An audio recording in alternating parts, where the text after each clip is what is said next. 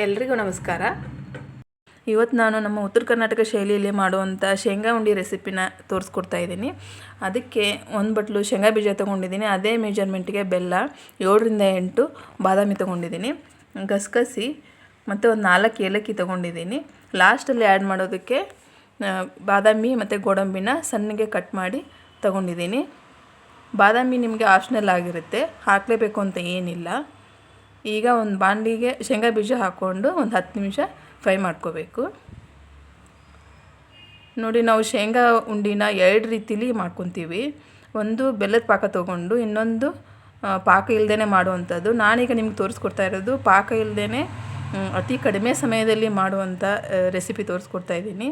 ಒಂದು 15ರಿಂದ 20 ನಿಮಿಷ ನಿಮ್ಮ ಹತ್ರ ಇದ್ದರೆ ಸಾಕು, ಈ ಉಂಡಿನ ಮಾಡ್ಕೋಬೋದು.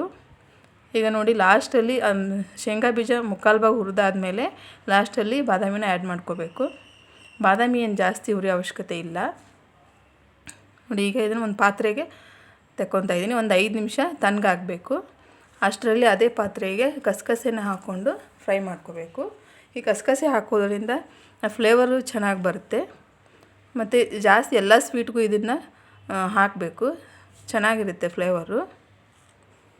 ಒಂದು 2 ನಿಮಿಷ ಫ್ರೈ ಮಾಡ್ಕೋಬೇಕು.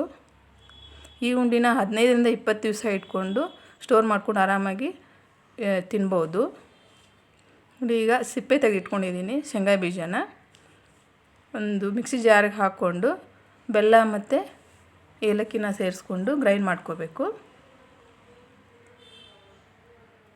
ಜಾಸ್ತಿ ಸಣ್ಣನೂ ಆಗಬಾರ್ದು, ಸ್ವಲ್ಪ ದಪ್ಪನೂ ಇರಬಾರ್ದು, ಮೀಡಿಯಮ್ ಸೈಜಲ್ಲಿ ಗ್ರೈಂಡ್ ಮಾಡ್ಕೋಬೇಕು.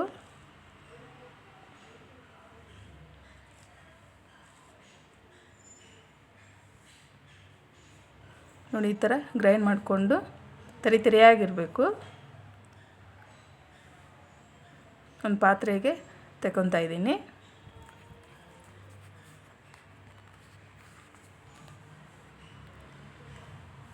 ಬೆಳೆಯೋ ಮಕ್ಕಳಿಗಂತೂ ಈ ಉಂಡೆ ತುಂಬಾ ಹೆಲ್ದಿ ಫುಡ್ ಆಗಿದೆ. ಈಗ ಅದೇ ಪಾತ್ರೆಗೆ 1 ಸ್ಪೂನು ತುಪ್ಪ ಹಾಕ್ಕೊಂಡು ಕಟ್ ಮಾಡಿ ಇಟ್ಕೊಂಡಿರೋಂಥ ಬಾದಾಮಿ ಮತ್ತು ಗೋಡಂಬಿ ಪೀಸ್ಗಳನ್ನ ಇದರಲ್ಲಿ ಫ್ರೈ ಮಾಡ್ಕೋತಾ ಇದ್ದೀನಿ.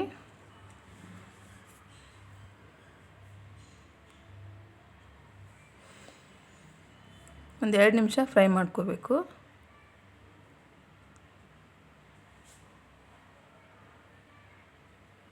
ಚಿಕ್ಕವರಿಂದ ಹಿಡಿದು ದೊಡ್ಡವರವರೆಗೂ ಹೆಲ್ತಿಗೆ ಇದು ತುಂಬಾ ಒಳ್ಳೆಯದು. ನೋಡಿ, ಈ ಥರ ಫ್ರೈ ಆದಮೇಲೆ ಇದಕ್ಕೆ ಸೇರಿಸ್ಕೊತಾ ಇದ್ದೀನಿ. ಮತ್ತು ಗಸಗಸಿನೂ ಇದಕ್ಕೆ ಸೇರಿಸ್ಕೊಂಡು ಒಂದ್ಸರಿ ಚೆನ್ನಾಗಿ ಮಿಕ್ಸ್ ಮಾಡ್ಕೋಬೇಕು. ಶೇಂಗಾ ಬೀಜನ ಬಡವರು ಬಾದಾಮಿ ಅಂತಲೇ ಕರೀತಾರೆ. ಅದಕ್ಕೆ ಶೇಂಗಾ ಬೀಜ ಮತ್ತು ಬೆಲ್ಲ ಈ 2 ಇಂಗ್ರೀಡಿಯೆಂಟ್ಸ್ ಇದ್ದರೆ ಸಾಕು, ನೀವು ಈ ಉಂಡೆನ ಮಾಡ್ಕೋಬೋದು. ಬಾದಾಮಿ ಬೇಕು ಅಂತಲೇ ಏನಿಲ್ಲ. ನಾನು ಬಾದಾಮಿ ಹಾಕಿರೋದು ಚೆನ್ನಾಗಿರೋ ಟೇಸ್ಟು, ಡಿಫ್ರೆಂಟ್ ಆಗಿರೋ ಟೇಸ್ಟ್ ಕೊಡುತ್ತೆ ಅಂತ ಹಾಕಿದ್ದೀನಿ ಅಷ್ಟೇ. ನೋಡಿ, ಈ ಥರ ನಿಮ್ಗೆ ಯಾವ ಸೈಜ್ಗೆ ಬೇಕು ಆ ಸೈಜ್ಗೆ ಉಂಡೆನ ಕಟ್ಕೊಂಡು